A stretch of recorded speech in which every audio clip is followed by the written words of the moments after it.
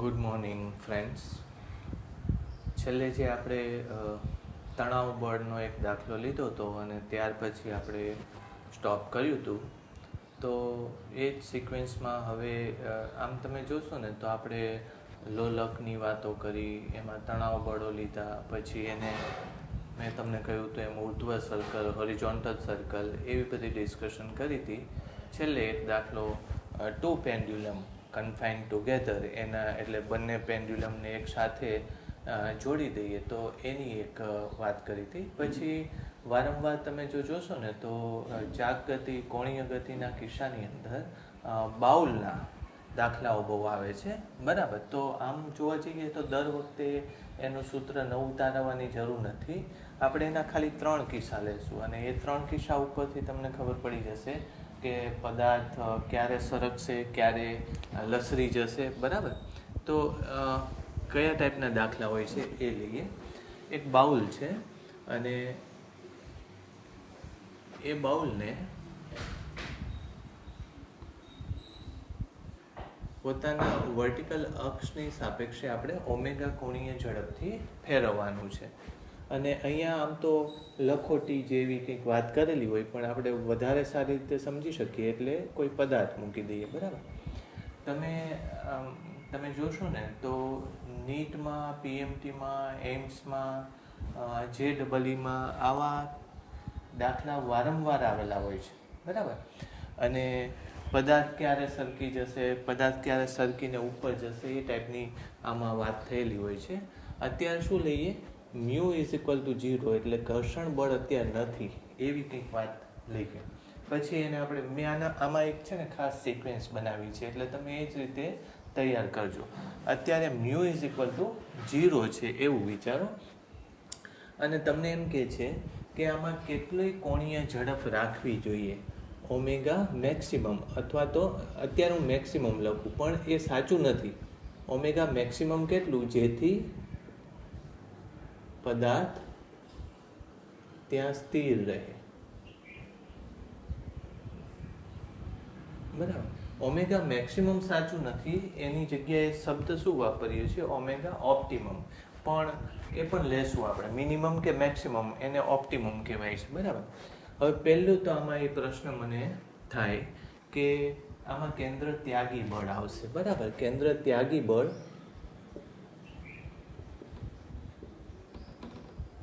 બળની દિશા, કેન્દ્ર ત્યાગી બળની દિશા કઈ? આવી રીતે હું જો દિશાઓ આપણે જે દર્શાવીએ છીએ એ દિશાઓ દર્શાવીએ તો 1, 2, 3, 4, 5, 6, 7, 8 કઈ દિશા થશે કેન્દ્ર ત્યાગી બળની? તો કેન્દ્ર ત્યાગી એ ફરવાને લીધે કેન્દ્ર ત્યાગી બળ આમ લંબ નથી હોતું, યાદ રાખજો. કેન્દ્ર ત્યાગી બળ તો એ પદાર્થ આ કોને અનુલક્ષીને ફરે છે?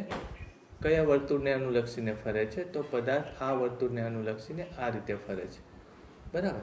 એટલે કેન્દ્ર ત્યાગી બળ એ વર્તુળને સમતલની દિશામાં હોય. જો પદાર્થ આમ ફરતો હોય તો કેન્દ્ર ત્યાગી બળ 8ની દિશામાં હોય. અત્યારે કઈ દિશા આવશે? 1 નંબરની દિશામાં જ કેન્દ્ર ત્યાગી બળ આવશે, બરાબર. કેન્દ્ર ત્યાગી બળ આમ કઈ દિશા? આમ આવશે, પણ કેટલું આવશે? તો કે m. પછી આ ત્રિજ્યાને આપણે શું લખી લઈએ થોડી વાર માટે? સ્મોલ r લખી નાખીએ, mr². આટલું કેન્દ્ર ત્યાગી બળ આવશે. આને આપણે એ બાઉલની ત્રિજ્યા લઈ લઈ, કેપિટલ R, બરાબર.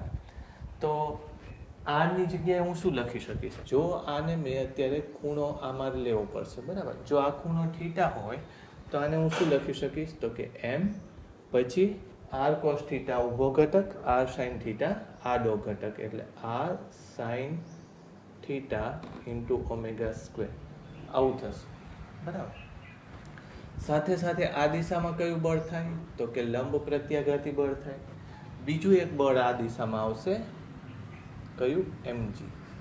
હવે પદાર્થ સ્થિર છે એટલે આ 3 બળોના ઘટકોને કમ્પેર કરવા પડશે, અથવા તો સરખાવી દેવા પડશે. હવે તમે આમાં સરખામણી 2 રીતે કરી શકો. એક તો હોરિઝોન્ટલ અને વર્ટિકલ એક્સિસમાં, બરાબર. અને બીજું તમે the plane along the bowl, એટલે સરફેસ ઓફ બાઉલની અલોંગ અને એને પરપેન્ડિક્યુલર. પણ કઈ કરવી જોઈએ? તો કે અત્યારે આપણે મહત્તમ ઓમેગા જોઈએ છીએ, ત્યારે આપણે એન એટલે કે એફ અને એમજી એ ઘટકો વગરનું લેવું પડશે, બરાબર. એટલે આમ તો એફ તમારે ઘટકો વગરનું આવે એવો પ્રયત્ન કરવાનો. તમે બેન્કિંગ ઓફ રોડ અથવા તો વક્રમાર્ગ ના જે ઢાળ આપવાની દાખલાઓ છે એમાં તમે આવી જ રીતે લીધેલું છે, બરાબર. એટલે યાદ રાખજો કે ઘટકો કઈ દિશામાં લેવાના, ઘટકો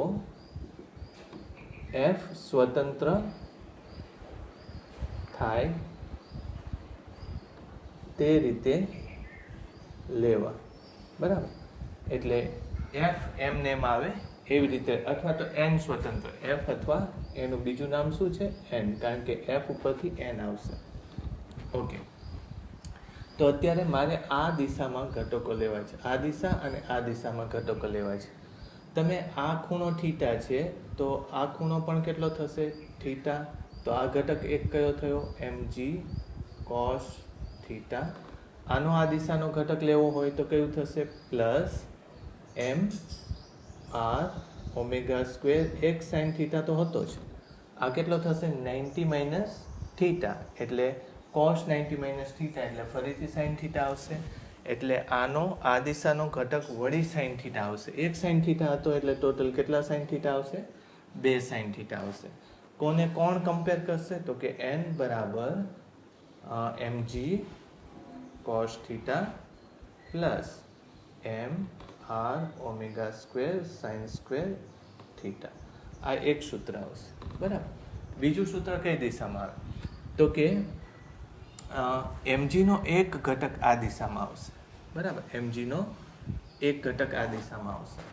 એને કોણ બેલેન્સ કરશે, અત્યારે ઘર્ષણ બળ નથી, mg નો એક ઘટક આ દિશામાં લેશું તો mg એ ઘટકનું નામ શું થશે, બોલો. mg cos થીટા આમ છે તો mg sin થીટા સામેની તરફ આવશે, બરાબર. એને કોણ બેલેન્સ કરશે, તો કે આ બળનો એક ઘટક આ દિશામાં લીધો, m r omega square sine square theta, એનો એક ઘટક આ દિશામાં લેવો પડશે, બરાબર. તો એ કયો થશે, તો કે m r omega square sine theta, અને એ બાજુ કયો બીજો ઘટક આવશે, cos થીટા. આવા બે ઘટક આવશે, બરાબર. આને ઇક્વેશન નંબર 2 કહેશો. આમાં ઘર્ષણ નથી એટલે આ બે બળોથી જ આપણે કામ લેવું પડશે. હવે અત્યારે તમારે લંબ પ્રત્યાઘાત, અત્યારે તમારે શું લેવું છે કે ઓમેગાની કઈ ઝડપ એવી થશે કે જ્યારે આ પદાર્થ સ્થિર થઈ જશે, બરાબર. તો આ બંને આવું જ્યારે બનશે ત્યારે ઓમેગા તમને જે મળે એ ઉપરથી તમે એમ કહી શકો કે પદાર્થ લસરતો નથી, કાં તો ઉપર તરફે નથી જતો, નીચે તરફે નથી જતો. આમાંથી તમે જોશો તો m અને sin થીટા બે નીકળી જશે, બરાબર. એક cos થીટા બાકી વધે છે, ત્યાંથી જો હું ઓમેગા સ્ક્વેર લઉં તો omega square is equal to g upon r cos theta, અને એના ઉપરથી જો હું ઓમેગા લઈ લઉં તો root g by r cos theta.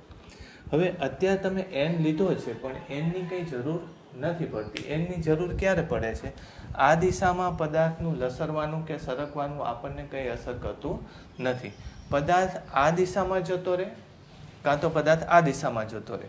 એટલે અત્યારે ઘર્ષણ બળ નથી, તમે આટલો ઓમેગા રાખશો તો પદાર્થ ઉપર નહીં જાય કે પદાર્થ નીચે પણ નહીં જાય, બરાબર. એટલે મેં આને મેક્સિમમ નથી કીધું. આનાથી જો ઓમેગાની ઝડપ વધારે રાખશો તો પદાર્થ ઉપર સરકી જશે. આપણે લખીએ કે જો કે એની લિમિટ આપણે લેશું, આનાથી વધારે ઝડપ થાય એટલે ઉપર સરકી જાય, એક્ઝેક્ટ એ સાચું નથી. કયા કિસ્સામાં સાચું નથી, જ્યારે ઘર્ષણ બળ ન હોય ત્યારે એ સાચું, પણ ઘર્ષણ બળ હોય ત્યારે આ વસ્તુ ખોટી બનશે. એટલે અહીંયા હું પાછું નોંધ લખું, નોટ μ0 ત્યારે omega is equal to g r cos theta માટે પદાર્થ સ્થિર રહે, બરાબર. પછી omega greater than g r cos theta માટે તે ઉપર લસરી જાય અથવા તો સરકી જાય. Omega less than g/r cos θ માટે તે નીચે લસરી જાય. જો તમને યાદ હોય તો આ જ કિસ્સા વક્ર માર્ગને જ્યારે ઢાળ આપીએ છીએ અને એમાં ઘર્ષણ 0 કરી નાખીએ છીએ તો તમને યાદ હોય તો એમાં μr tan θનો આપણે કેલ્ક્યુલેશન આવતી હતી, બરાબર. તો ત્યારે r tan θ કરતાં જો ઝડપ ઓછી હોય તો વાહન નીચે સરકી જશે. r tan θના વર્ગમૂળ કરતાં જો ઝડપ વધારે હોય તો વાહન ઉપર સરકી જશે. એક્ઝેક્ટ આ વસ્તુ એના જેવી છે કે તમે આ ઓમેગાની ઝડપ આટલી રાખશો તો જ એ વસ્તુ ત્યાં સ્થિર રહેશે. એટલે મેં તમને કીધું હતું કે આ મેક્સિમમ સાચો શબ્દ નથી, એની જગ્યાએ શું લખો છો? ઓનો મતલબ શું છે? ઓપ્ટિમમ. ઓપ્ટિમમ એટલે મેક્સિમમ ઓર મિનિમમ, બરાબર. એટલે આમાં મહત્તમ આ છે, ન્યૂનતમ આ છે કે જે કયો એ પણ આ જ ઝડપ છે. અને ઝડપથી નોટ ડાઉન કરી નાખો. આ ઘણીવાર કામ આવશે, આ સૂત્ર જ કામ આવશે. તમારે આ એક નોંધ તમે જેમ નોટમાં લખો છો એ રીતે આ નોંધ લખી લેવી. આખું તમે કદાચ યાદ ન રાખો પ્રૂફ તો પણ ચાલે. અને ઓમેગાની કઈ ઝડપમાં તે પદાર્થ આવા બાઉલમાં, બાઉલ કેવું હોવું જોઈએ? ગોળાનો અડધો ભાગ એટલે કે હેમિસ્ફિયર હોવું જોઈએ. બાઉલ કયા ટાઈપનું હોવું જોઈએ? હેમિસ્ફિયર, બરાબર. અર્ધગોળ બાઉલ આવું હોવું જોઈએ, બરાબર. ચાલો એકવાર ઝડપથી નોંધ કરી નાખો. સારું, હવે એનો જ એક એડવાન્સ વર્ઝન લઈ લઈ. હેડિંગ તમારે આનું એ આપવું કે હેમિસ્ફિયર અથવા તો અર્ધગોળાની અંદર પદાર્થ પરિભ્રમણ વખતે પદાર્થની સ્થિરતાને લગતા પ્રશ્નો, બરાબર. અર્ધગોળાની અંદર પરિભ્રમણ દરમિયાન રહેલા પદાર્થની સ્થિરતા માટેના પ્રશ્નો. અત્યારે ધારી લો કે આ સપાટી ઘર્ષણ રહિત નથી, પણ એમાં સપાટી અને પદાર્થ વચ્ચેનો ઘર્ષણાંક મ્યુ છે. એ જ વસ્તુ લેવી છે કે કઈ ઝડપ માટે પદાર્થ સરકી જશે. તો હવે આમાં ઓપ્ટિમમ ઝડપ નહીં આવે, આમાં બે ઝડપ આવશે. ઓમેગા મેક્સિમમ આવશે, ઓમેગા મેક્સિમમ આવશે કે જ્યારે પદાર્થ એનાથી જો વધશે તો પદાર્થ કઈ બાજુ સરકી જશે? ઉપર તરફ સરકી જશે, બરાબર. એટલે એક વસ્તુ લેવી પડશે ઓમેગા મેક્સિમમ અને બીજી વસ્તુ ઓમેગા મિનિમમ. ઓમેગા મિનિમમ શું છે કે એ ઝડપ કરતાં જો તમે કોણીય ઝડપ ઓછી રાખશો તો પદાર્થ નીચે તરફ સરકી જશે. આ બે ઝડપો કોણીય ઝડપ જુદી હશે. ઘર્ષણ ન હોય ત્યારે એ બંને સમાન છે, ઓપ્ટિમમ છે, પણ ઘર્ષણ હોય ત્યારે આ બે ઝડપો જુદી છે. એટલે આપણે શરૂઆતમાં ઉપર તરફની વાત કરીએ તો પહેલાં એ જ વસ્તુ લઈએ કે પદાર્થ ઉપર આ દિશામાં કેન્દ્ર ત્યાગી બળ કેટલું થાય છે? તો આ લખ્યું તો એ જ થશે, એમાં કંઈ ફેર પડતો નથી. એટલે mr(ω²) sin² θ આ જ વસ્તુ થશે, બરાબર. પછી એનો એક ઘટક આ દિશામાં છે, કયો ઘટક નહીં પણ ગુરુત્વાકર્ષણ બળ mg નીચે તરફ છે. એક બળ આમ થશે n, બરાબર. અને એક બળ હવે વધારાનું આમાં ઘર્ષણ બળ લેવું પડશે. પદાર્થને આપણે ઉપર ધક્કો મારીએ છીએ એટલે ઘર્ષણ બળ કઈ બાજુ આવશે? નીચે. નીચે એટલે n ને લંબ દિશામાં આવશે ઘર્ષણ બળ, બરાબર. ઘર્ષણ બળ આ દિશામાં આવશે. બસ આટલો ફેર પડશે આમાં, કારણ કે પહેલા કિસ્સામાં ઘર્ષણ બળ નહોતું, અહીંયા ઘર્ષણ બળ લેવું પડશે. ઓકે, હવે અહીંયા તમે જોશો તો આ દિશાના ઘટકો કયા થાય? તો કે mg cos θ પ્લસ m આ sin² નથી, sin છે, પ્લસ mr(ω²) sin² θ. એટલે આ જે ઘટક છે એમાં કંઈ ફેર પડતો નથી. આનો આ દિશાનો ઘટક, આનો આ દિશાનો ઘટક, એ બંને લીધા આપણે.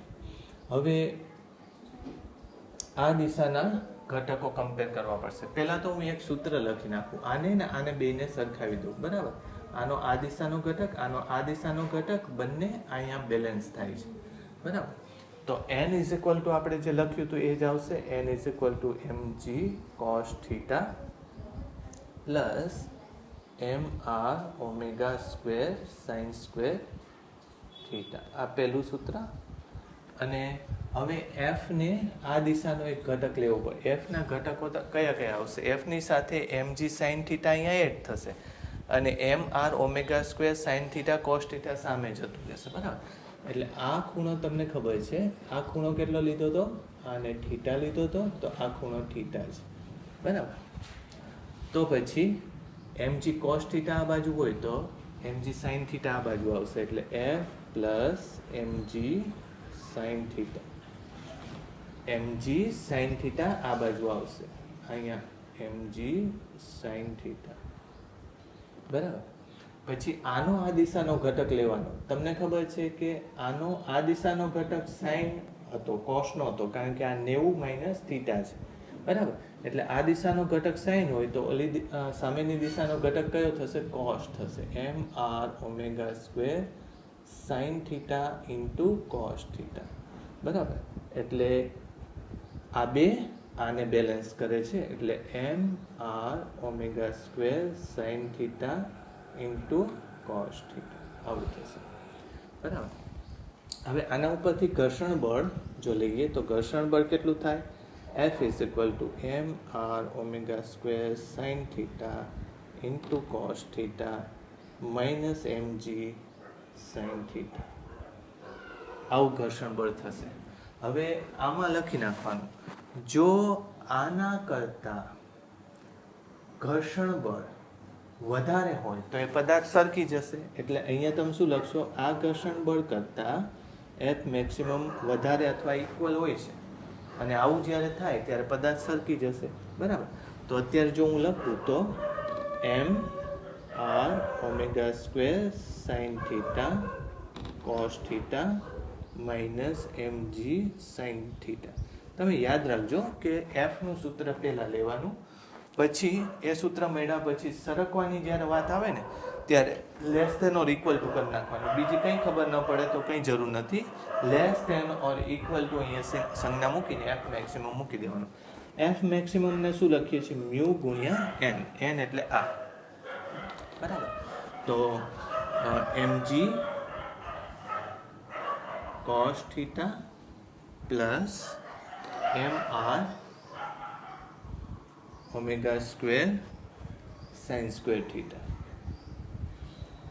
આવું લખવું પડે.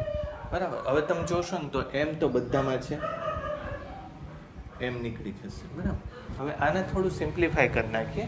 બરાબર, અને શેના સ્વરૂપમાં લઈએ? કાં તો થીટાના સ્વરૂપમાં લઈએ અને કાં તો ઓમેગા. ઓમેગા લેવું છે એટલે ઓમેગાવાળા પદો બધા જ અહીંયા લઈ આવો. આ અહીંયા છે, આને આમ લઈ લો, એટલે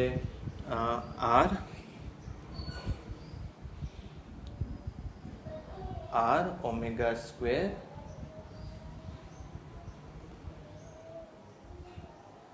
sign theta into cos theta, પછી આ પદ અહીંયા આવશે એટલે minus r omega square sine square theta less than or equal to, sorry, આની અંદર આ મ્યુ પણ ગુણાઈ જશે. બરાબર, એટલે મ્યુ અહીંયા લખવું પડશે, મ્યુ. બરાબર, less than or equal to mu g cos theta, પછી આ પદ ત્યાં લાવવું પડશે એટલે પ્લસ જી સાઇન થીટા. લ્યો, આવું થશે.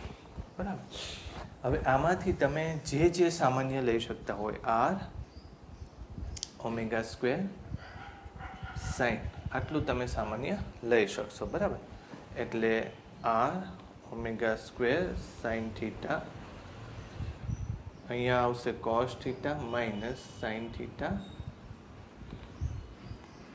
Mu g. આમાંથી શું તમે સામાન્ય લઈ શકશો? જી એક સામાન્ય આવશે એટલે g mu cos theta plus sine theta.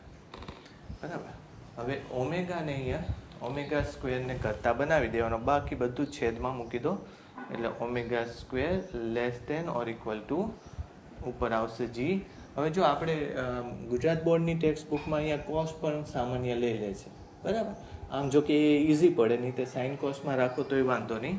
એટલે જી પછી અહીંયા કોસ પણ લઈ લઉં સામાન્ય, મ્યુ પ્લસ ટેન થીટા આવું થશે, બરાબર. આ આખાને છેદમાં લઈ જઈએ એટલે શું થવાનું જુઓ, આર આવશે એક, પછી આમાંથી વળી પાછું એક બીજો સાઇન તમે કોસ તમે સામાન્ય લઈ લો એટલે એક અહીંયા સાઇન છે, બીજો પાછો કોસ એક લઈ લો સામાન્ય, એટલે આ શું થશે 1 માઇનસ અહીંયા મ્યુ રહી ગયો આપણે લખવાનો, આ મ્યુ, બરાબર. 1 minus mu tan theta, right. હજી એકવાર લખીએ તો omega less than or equal to, ચાલો આમાંથી કોસ નીકળી જશે, બરાબર.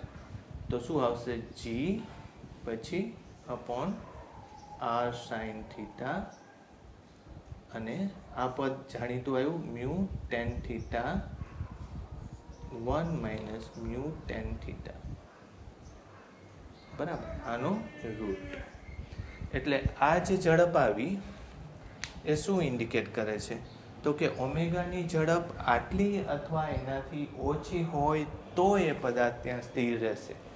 જો તમે મેક્સિમમ આટલી લઈ લેશો તો એ પદાર્થ સરકવા લાગશે. એટલે આ જવાબ તમને મળી ગયો ઓમેગા મેક્સિમમ. ઓમેગા મેક્સિમમ કેટલું થાય is equal to root of g upon r sine theta પછી mu plus tan theta 1 minus mu tan theta, બરાબર. આવું એક તમને પરિણામ મળ્યું. હવે આ જે પરિણામ છે એ વક્ર માર્ગને જ્યારે ઢાળ આપીએ છીએ ત્યારે જે મહત્તમ સલામત ઝડપ મળે છે એક્ઝેક્ટ એના જેવું જ આવે છે, પણ અહીંયા સાઇન થીટા એક ત્યાં શું આવતું હતું મ્યુ આર જી, બરાબર. એટલે અહીંયા આર આવતો હતો, જી આવતો હતો ને આ આવતું હતું, જો યાદ હોય તો, બરાબર. અત્યારે આમાં આટલી વસ્તુ ચેન્જ થાય છે કારણ કે અહીંયા વક્ર માર્ગની જગ્યાએ કોને ફેરવી છે, બાઉલને ફેરવી. પદાર્થ પોતે કેવો રહે છે, સ્થિર રહે છે. એટલે મહત્તમ આટલી ઝડપ તમે આપી શકો તો પદાર્થ સ્થિર રહે. એનાથી વધારે જો ઝડપ આપશો તો પદાર્થ કઈ બાજુ સરકવા લાગશે, ઉપરની તરફ સરકવા લાગશે. તમારે આખું જો કેલ્ક્યુલેશન ધ્યાનમાં ન લેવું હોય તો કંઈ વાંધો નહીં, આ સૂત્ર એક ધ્યાનમાં રાખજો કારણ કે આને લગતા આમ તો JEE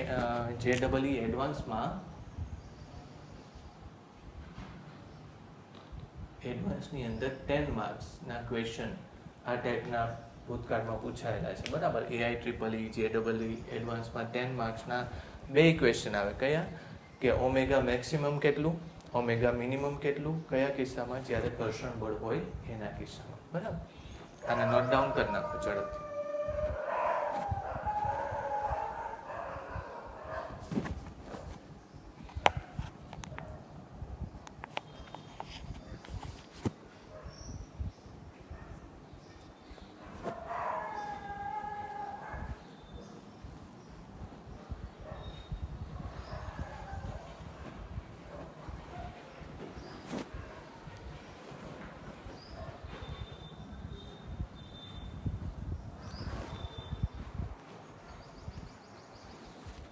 ચલો હવે આની અંદર જ કેલ્ક્યુલેશન બદલી નાખીએ.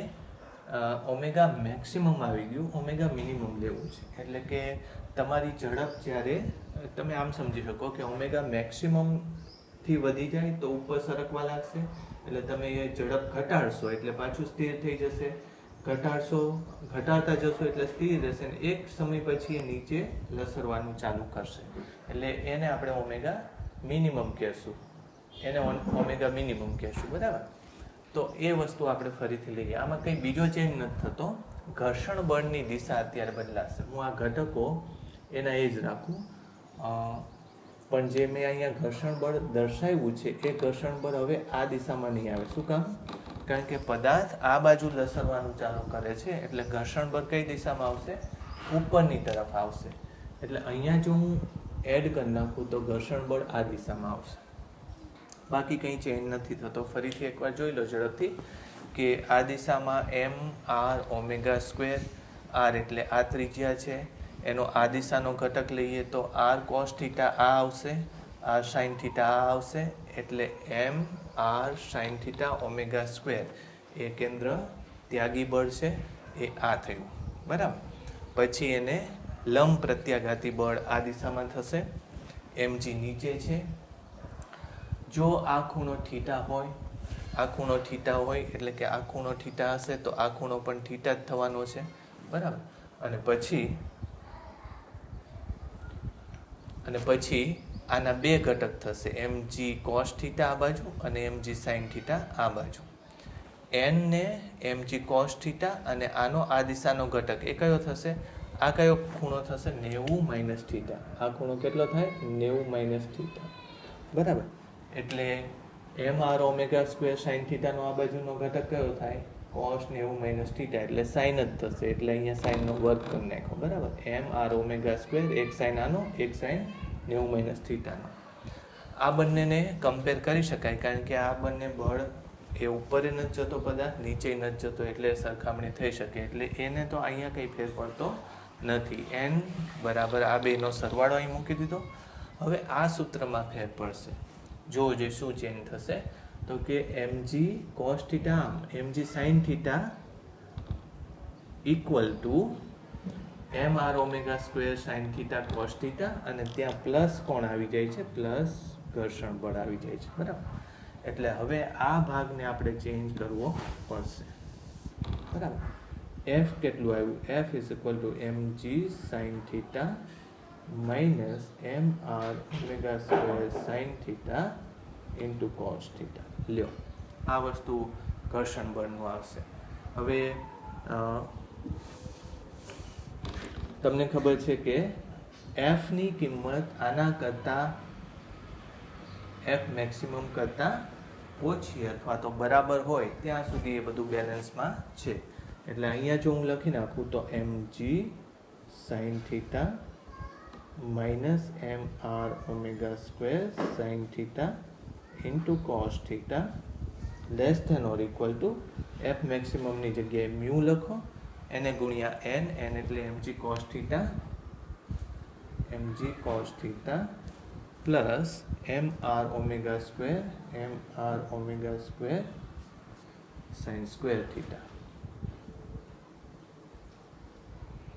હવે ગઈ વખતે લીધું એના જેવું જ કરવું છે. આપણે ઓમેગા સ્ક્વેરની વેલ્યુ એક તરફ લેવાની, બાકી બધી વેલ્યુ બીજી તરફ લેવાની. એટલે અહીંયા માઇનસ ઓમેગા સ્ક્વેર રાખવાનો કંઈ અર્થ નથી. એટલે ઓમેગા સ્ક્વેર વાળા આ બાજુ લઈ જાઓ, જી વાળા આ બાજુ લો. બરાબર. એટલે અત્યારે હું જો લખું તો મ્યુ જી સાઇન થીટા એમને, પછી આ વસ્તુ ભેગી લઈ લઉં એટલે minus mu m g cos theta less than or equal to, ત્યાં શું આવ્યું હતું? આ ત્યાં જતું રહેશે. એટલે m r omega square sine theta, m r omega square sine theta cos theta આવશે. અને આ વસ્તુ એમને એમ રહેશે, plus mu m r omega square sine square theta. Right, આવું થશે. ઓલરાઈટ. હવે આ કેલ્ક્યુલેશન આપણે ફરીથી કરીએ, એટલે આ કાઢી નાખશું. આની અંદરથી એક m નીકળી જાય છે બધેથી. બરાબર. આમાં તમે શું બાકી રાખો? તો કે g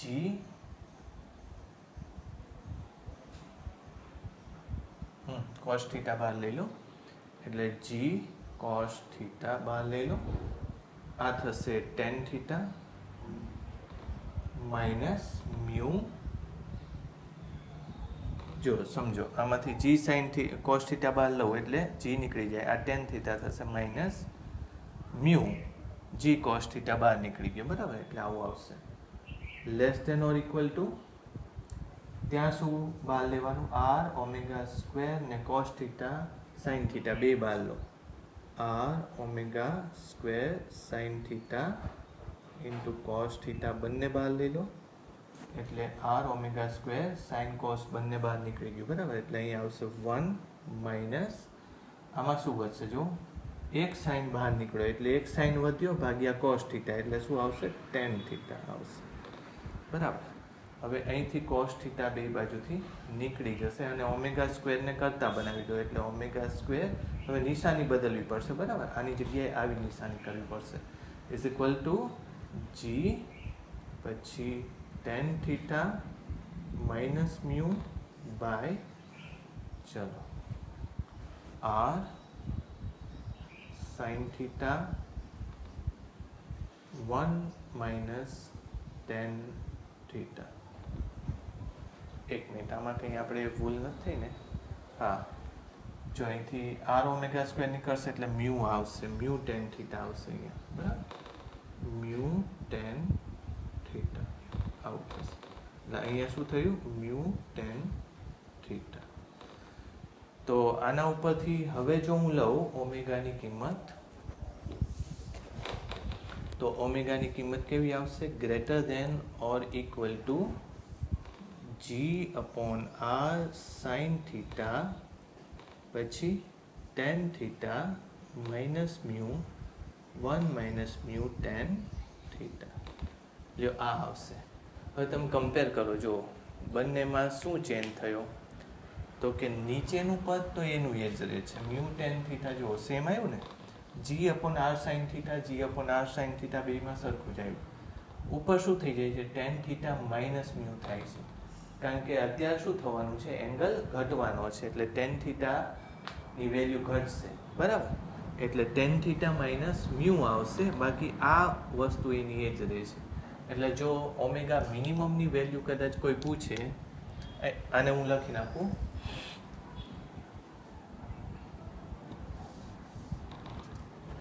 ઓમેગા મિનિમમ કોઈ પૂછે આ ઓમેગા મિનિમમ નથી યાદ રાખજો. ઓમેગાની કિંમત આ અથવા આનાથી વધારે રાખશો તો એ પદાર્થ સેફ છે બરાબર એમ કે છે.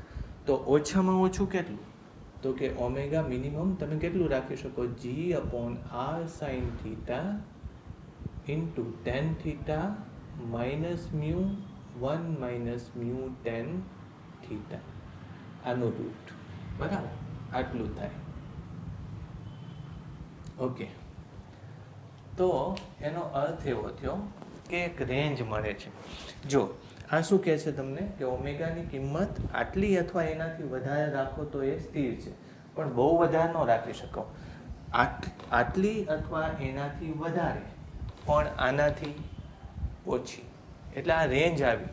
અત્યારે તમે એ તમારા શબ્દોમાં લખજો કે ઓમેગા મેક્સિમમ કરતાં ઓમેગાની કિંમત ઓછી અથવા બરાબર હોવી જોઈએ અથવા અને ઓમેગા મિનિમમ કરતાં એ કિંમત વધારે હોવી જોઈએ તો એ પદાર્થ સ્થિર રહે.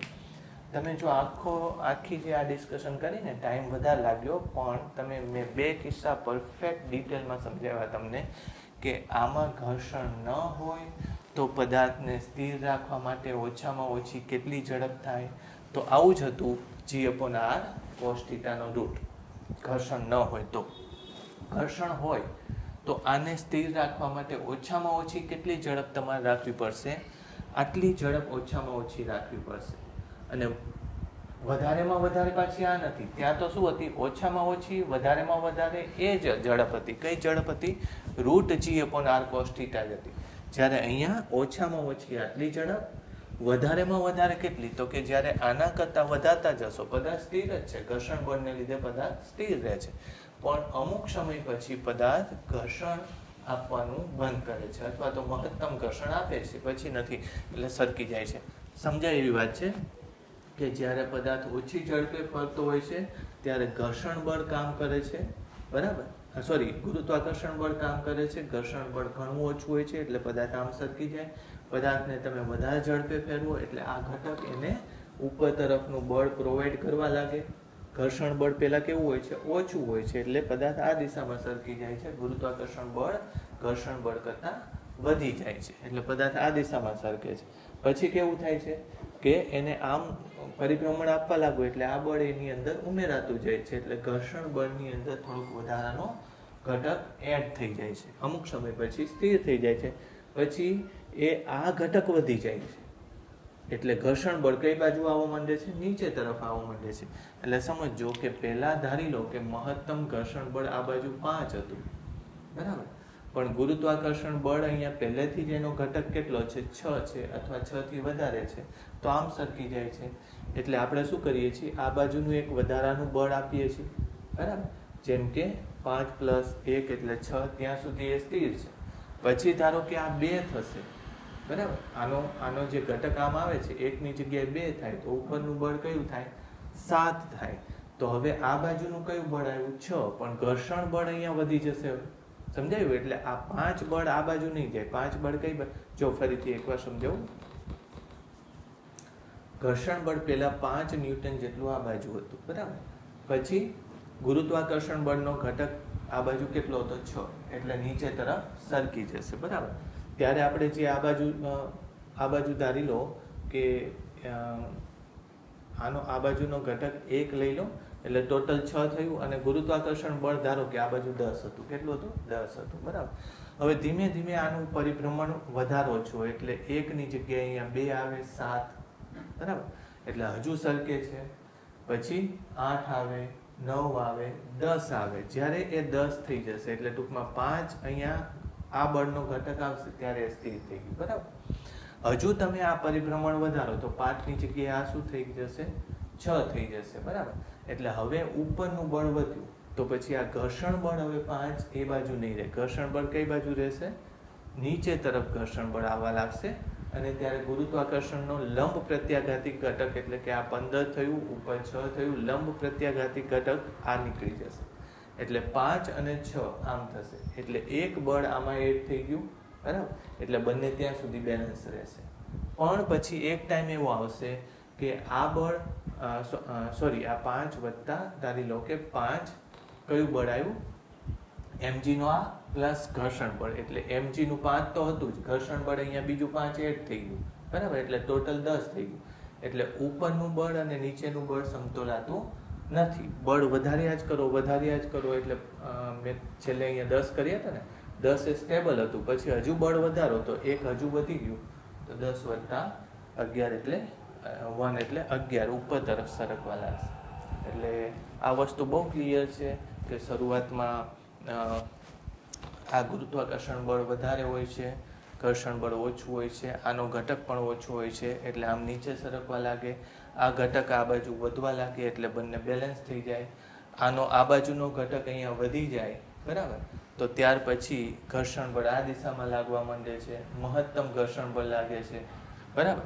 એટલે 5 જેટલું મહત્તમ ઘર્ષણ બળ જ્યારે અહીંયા મેક્સિમમ બળ હોય ત્યારે લાગે. એટલે કદાચ તમે આ બધું ન સમજાય તો આ બે તો તમે પાકા કરી જ નાખજો કે ઓમેગાની મહત્તમ કિંમત કેટલી, ઓમેગાની ન્યૂનતમ કિંમત કેટલી. ઝડપથી નોટ ડાઉન કરી નાખો. બળના જે પ્રશ્નો લીધા હતા એ તણાવ બળના પ્રશ્નોમાં એક બે વસ્તુ હું તમને કહેતા ભૂલી ગયો તો, જે પ્રશ્નો હમણાં મારા ધ્યાનમાં આવ્યા તો એ પણ આપણે લઈ લઈએ. ધારી લો કે એક દોરડું છે, બરાબર, દોરડાની લંબાઈ L છે, અને દોરડામાં x અંતરે તમને તણાવ બળ કેટલું થાય એ પૂછ્યું છે. દોરડાને આમ ફેરવવાનું છે, બરાબર,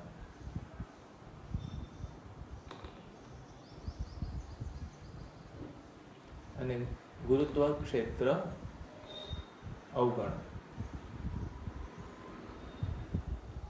બરાબર. આવો કંઈક ક્વેશ્ચન છે. તો x અંતર પાસે અહીંયા તણાવ બળ કેટલું થાય એવો પ્રશ્ન એક પૂછાયેલો. આપણે આ ચર્ચામાં જ આવી જાય, પણ આ લાસ્ટ ટાઈમ આપણે જ્યારે ઇન્ક્લુડ કરવાનું હતું ત્યારે રહી ગયું છે, તો આ અત્યારે લઈ લઈ. તો આને આખા દોરડાનું દળ એમ કીધું છે, આખા દોરડાનું દળ એમ છે, અને દોરડાની જે ઘનતા છે કેજી પ્રતિ મીટર, કેટલી? લેમડા કેજી પ્રતિ મીટર છે. તો જો કેલ્ક્યુલેશનમાં મોટાભાગના સ્ટુડન્ટ આમાં ભૂલ કેવી કરે છે એ સમજો. એ લોકો શું કરી નાખે કે અહીંથી અહીંનું અંતર x લઈ લે અને પછી આ બાકીના દોરડાનું દળ m ડેશ લઈને ગણતરી કરે. આ બાજુ કેટલું બળ આવે તો કે m x square omega m x omega square આટલું બળ આવે. અને એ બળ શેના જેટલું થઈ જાય? તણાવ બળ જેટલું. એટલે તણાવ બરાબર m x ઓમેગા સ્ક્વેર. કોઈ એમ પૂછે કે m કેટલું, સ્મોલ m કેટલું, તો એ તો આવડે કે જો દોરડાની લંબાઈ l હોય તો એનું દળ કેટલું છે? m.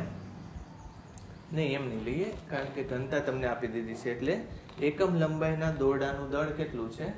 લેમડા. તો પછી અત્યારે આપણે કેટલા લંબાઈનું દોરડું લેવાનું, એનું દળ લેવાનું? તો કે l minus x. l minus x લંબાઈના દોરડાનું દળ કેટલું? તો આને આપણે શું કહેશું? m is equal two lambda upon l minus x. તમને બે રીતે આપે, યાદ રાખજો. તમને ઘણીવાર લેમડા પણ હોય અથવા m આપેલ હોય, બે નહીં આપે. આનું દળ m અથવા તો લેમડા બેમાંથી એક હશે. જો લેમડા તમને આપેલું હોય તો આ સૂત્ર સુધી લેવાનું. જો m આપેલું હોય તો કેવી રીતે થાય? તો આ રીતે લખાય કે l લંબાઈનું દળ m છે તો એકમ લંબાઈનું દળ lambda is equal to m by l. એટલે જો તમને દળ આપેલું હોય તો લેમડા નહીં લખતા. જો દળ હોય તો m ઇઝ ઇક્વલ ટુ શું થશે? m ના છેદમાં આવું લખવાનું. બરાબર. એટલે અત્યારે હું લેમડાના સ્વરૂપમાં સૂત્ર લઈ લઉં, છેલ્લે આ મૂકીને તમને એ સ્વરૂપમાં એ સૂત્ર આપી દઈશ. બરાબર. ચાલો, આ m મળી ગયું તો પછી એને આમાં મૂકી દો એટલે તણાવ બળ મળે. તણાવ બળ કેટલું થાય? તો કે lambda upon l minus x into x omega square. આ તણાવ બળ થાય. પણ એ ખોટું છે, એ સાચું નથી. શું કામ? વિચારો. પહેલાં એક સમજી લો વાત. મેં તમને શું આમાં ક્વેશ્ચન આપ્યું છે? એક દોરડો છે, દોરડાની કુલ લંબાઈ l છે. દોરડાની લંબાઈ કેટલી લેવાની છે? x જેટલી લંબાઈ પાસે તણાવ બળ તમારે શોધવાનું છે. તો મોટાભાગના સ્ટુડન્ટ આવી ભૂલ કરે કે આને x લઈ લે અને બાકીના દોરડાને દળ લઈ લે અને એ દળ ઉપર કેન્દ્ર ત્યાગી બળ આટલું વિચારી લે.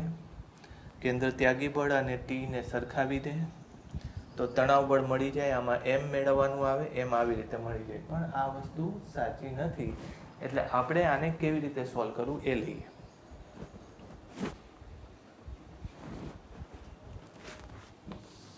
જો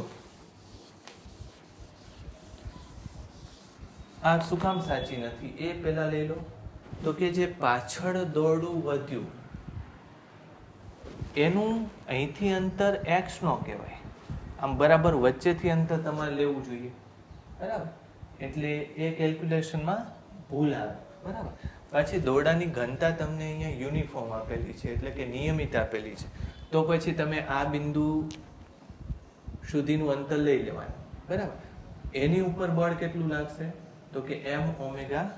જો એક કેલ્ક્યુલેશન આવી થઈ શકે કે તમે અહીંથી આટલું લઈ લો, આ x બરાબર પ્લસ આ બાકીનું કેટલું વધ્યું છે? l માઇનસ એક્સ બાય 2 કરવું પડશે. એટલે x plus l minus x by 2 આટલું અંતર લઈને આ દળ કેટલું? તો કે m કેન્દ્રગામી બળ કેન્દ્ર ત્યાગી બળ કેટલું? તો કે m r. r એટલે x વત્તા l minus x by 2 into omega square. આવું લેવું પડે. અને એને કોણ બેલેન્સ કરે છે? તણાવ બળ બેલેન્સ કરે છે. પણ આ કેલ્ક્યુલેશનમાં બળ અહીંયા લાગે છે, યાદ રાખજો. અને તણાવ બળ અહીંયા લેવાનું છે. એટલે આમ તો જો કે પદાર્થ યુનિફોર્મ છે એટલે બે સરખું જ થશે. એટલે આ કેલ્ક્યુલેશન આમ નહીં થાય. એટલે હવે આપણે શું કરીએ? બહુ સિમ્પલ ક્વેશ્ચન, સિમ્પલ વસ્તુ આમાં એડ કરી નાખીએ આવી રીતે.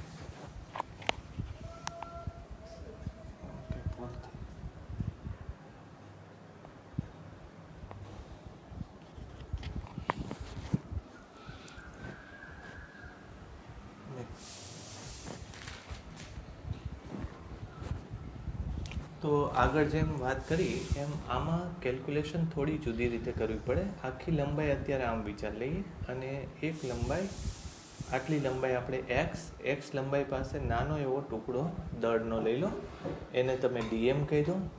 આ દિશામાં એની ઉપર લાગતું તણાવ બળ, એની ઉપર લાગતું કેન્દ્ર ત્યાગી બળ એમ એક્સ અને ઓમેગા સ્ક્વેર. પણ એમની જગ્યાએ શું લખવું પડશે? ડીએમ લખવું પડશે, બરાબર. DM x omega square. પછી આ દિશામાં એની ઉપર તણાવ બળ આમ લાગે છે, એક તણાવ બળ એને T2 કહેશું, આ એક તણાવ બળ T1. આ પદાર્થને આ તાર આ બિંદુએ T1 તણાવ બળથી ખેંચે છે અને પાછળના બિંદુએ આ તારના દળ કે જેની ઉપર પાછું કેન્દ્ર ત્યાગી બળ લાગે એટલે એને T2 તણાવ બળથી ખેંચે છે. અત્યારે શું લખી શકાય? T1 is equal two T2 પછી plus DM into x into omega square, આવું લખાય. હવે અત્યારે T1 માઇનસ T2 આમ લખીએ ઇઝ ઇક્વલ ટુ ડીએમ આપણે ડિરાઈવ કરવું પડશે. કેવી રીતે? તો કે લંબાઈ જો L હોય તો એનું દળ M છે. તો લંબાઈ અત્યારે હું નાની એવી ધારી લઉં, કેટલી? dx જેટલી. તો એનું દળ કેટલું થશે? તો કે m/L ઇન્ટુ dx. જો તમને લેમડા આપેલો હોય તો લેમડા બરાબર તમને ખબર છે કે m/L છે, તો dm શું લખી શકાય? dm is equal two m/L into dx, આવું લખાય, બરાબર. સોરી, m/L ની જગ્યાએ લેમડા ઇન્ટુ dx આવી રીતે લખી શકાય. તો અત્યારે હું dm ની જગ્યાએ શું લખી નાખું? m x omega square upon L into dx. આને આપણે શું કરી નાખીએ? તણાવ બળનો નાનો એવો ફેરફાર. કારણ કે તણાવ બળ આ છેડા અને આ છેડા વચ્ચેનો તફાવત ઘણો મોટો હોય, આ છેડા અને આ છેડાનો તફાવત થોડોક નાનો થઈ જાય. એ જ રીતે આના બે છેડા વચ્ચેનો તફાવત અત્યંત નાનો થઈ જાય, બરાબર, ડિમિનિશિંગ ઇન સ્મોલ. તો dt is equal to m x omega square L into dx, આવું થશે, બરાબર. હવે જોવાનું એ કે તમે આ બાજુથી આ બાજુ જાઓ તો x વધ્યું કહેવાય, બરાબર.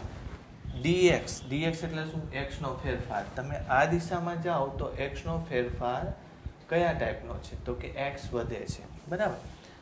અને અહીંથી અહીંયા જાઓ તો તણાવ બળ શું થાય છે? ઘટે છે. એટલે તમે જ્યારે સંકલન લેવાના હોય તો ધ્યાન રાખવાનું કે સંકલનમાં વધારો કે ઘટાડો બે બાજુ એક જ ટાઈપનો હોવો જોઈએ. એટલે જ્યારે તમે જમણી બાજુથી ડાબી બાજુથી જમણી બાજુ જાઓ છો તો એક્સમાં શું થાય? એક્સનું સંકલન કરો તો એક્સ વધે છે. જ્યારે અહીંથી અહીંયા જાઓ તો તણાવ બળ ક્યાં વધારે છે? તો કે તણાવ બળ અહીંયા સૌથી વધારે છે, કારણ કે એને આખી આ લંબાઈનું કેન્દ્ર ત્યાગી બળ સહન કરવાનું છે. અહીંયા આટલી જ લંબાઈનું સહન કરવાનું છે, આટલાનું નહીં. અહીંયા આટલાનું જ કરવાનું છે, આટલાનું નીકળી જાય. અહીંયા આટલાનું કરવાનું. એ રીતે અહીંયા તણાવ બળ છેલ્લે 0 થઈ જાય, અહીંયા તણાવ બળ સૌથી વધારે છે. એટલે ડાબેથી જમણી જાઓ તો તણાવ બળ ઘટે છે. એટલે આ ઘટાડો છે, આ વધારો છે, એ ન ચાલે. એટલે એકને આપણે શું કરી નાખીએ? માઇનસ નિશાની લગાવી દઈએ, બરાબર. હવે સંકલન લગાવી દો એટલે માઇનસ dt નું સંકલન શું થશે? t થશે is equal to m x omega square upon L x dx નું સંકલન શું થશે? x સ્ક્વેર બાય 2, આવું થશે. અને એની લિમિટ લગાવવી પડશે, બરાબર. હવે ક્યાંથી ક્યાંની આપણે લિમિટ લગાવવાની છે, બરાબર. તો કે અહીંથી અહીંયા જાઓ છો એ દરમિયાન તણાવ બળ તમારે લેવાનું છે, બરાબર. તો લિમિટ ક્યાંથી ક્યાંની લાગશે? x થી લઈને તમારે L સુધીની લિમિટ લાગશે. જો આમાં લિમિટ તમે બે લગાવી શકો. તમે આ બે વચ્ચે લિમિટ લગાવી શકો, આ બે વચ્ચે તમે લિમિટ લગાવી શકો. તમારે t આ બિંદુ ઉપરનું શોધવાનું છે. જો તમે આ બે બિંદુ વચ્ચેની લિમિટ લગાવશો તો આનું તણાવ બળ તમને ખબર હોવી જોઈએ, જે ખબર નથી, બરાબર. આ શોધવાનું છે. જો તમે આ બે વચ્ચે લિમિટ લગાવશો તો આનું શોધવાનું છે અને આ ખબર છે, આ તણાવ બળ કેટલું છે? 0. એટલે તમારે લિમિટ એવી રીતે લગાવવાની કે જેથી એક જ કિંમત અજાણી હોય. અજાણી એટલે આ જગ્યાનું તણાવ બળ. તો હું અહીંની તણાવ બળ 80, અહીંનું તણાવ બળ 0. તો અહીંયા અંતર કેટલું હતું? તો કે x. અહીંયા અંતર કેટલું થાય છે? l. આમ લઈ ખ્યાલ આવ્યો? તો આ માઇનસ માઇનસ પ્લસ થઈ જશે, પછી m omega square upon 2l એમને એમ રાખી દો, અંદર મૂકી દો તો l square minus x square. તણાવ બળ આવું થશે. એકવાર ફરીથી ઝડપથી એક્સપ્લેન કરી દઉં છું કે આમાં મેં આગળ કહ્યું એ રીતે આટલો ટુકડો આખો લઈને ગણતરી ન થઈ શકે. બરાબર? તમે એક બીજી કેલ્ક્યુલેશન કરી શકો. મેં તમને કહ્યું હતું કે આની કેલ્ક્યુલેશન તમે આમ પણ કરી શકો, આ રીતે વિચારીને. બરાબર? તો આ અંતર x હતું. આ અંતર કેટલું થશે? તો કે આ આખું અંતર l માઇનસ એક્સ હતું. તો આ અંતર કેટલું થશે? l minus x by 2. આવું અંતર થશે. બરાબર? અને પછી જો તમે આની ઉપર આ દિશાનું બળ લગાડો તો m, પછી r શું થશે? r એટલે x plus l minus x by 2 આખાનો સ્ક્વેર ઇન્ટુ ઓમેગા. આવું લઈ શકો. બરાબર? હવે આને સોલ્વ કરો તો શું થાય? ઇઝ ઇક્વલ ટુ m પછી x square plus 2x into l minus x by 2. બરાબર? પ્લસ l માઇનસ એક્સ આખાનો square by 4 into omega square. આવી કંઈક લાંબી કેલ્ક્યુલેશન કરવી પડે તો પણ આન્સર પરફેક્ટ આવે એ જરૂરી નથી, કારણ કે જ્યારે નાનું ડિસ્ટન્સ હોય ત્યારે વિકલન ઉપયોગી થાય છે. મોટા ડિસ્ટન્સ માટે વિકલન નહીં આવે. એટલે એક્સ સ્ક્વેર પ્લસ આ 2 નીકળી જશે, lx minus x square plus આને પણ સોલ્વ કરી નાખો એટલે l square minus 2lx plus x square by 4 into omega square. આ બે અત્યારથી જ નીકળી ગયા. m પછી અહીંયા 4 ગુણી નાખો એટલે 4lx plus l square minus 2lx plus omega square into x square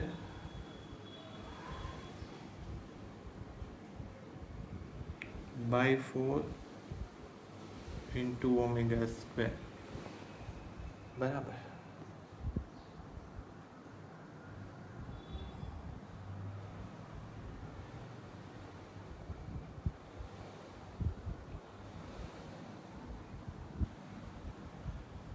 એટલે કેલ્ક્યુલેશન સાચી નહીં આવે. બરાબર?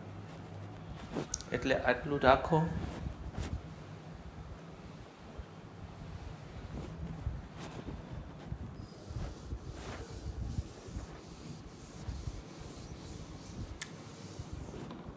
તો આ છેલ્લો તમારે જવાબ થશે તણાવ બળ માટેનો. તો આટલું નોટ ડાઉન કરી નાખો ઝડપથી.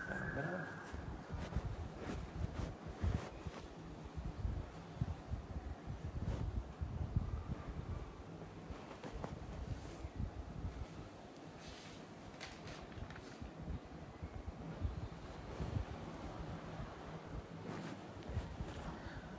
તો આટલું આપણે અહીંયા હોલ્ડ કરશું.